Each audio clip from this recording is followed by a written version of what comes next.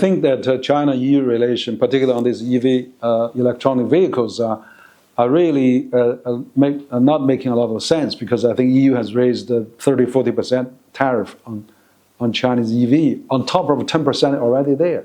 The reason for that, I think, is that because EU was a champion on climate change, and the EU was a champion on putting the new standards for EVs. It's really pity to see that EU now is become a blocks, making barriers for the EV cars. And I think this has showed that probably EU in the past has followed the US quite close. But now with the US election, with even more protectionist President Donald Trump coming up, EU has to think about, should they start trade war again with China? So I'm glad to see that we have made some progress, and we're going to resolve this probably peacefully. So it's a good thing. Actually, China imports almost 800,000 or million combustion engine cars from around the world, a large chunk of that from Europe.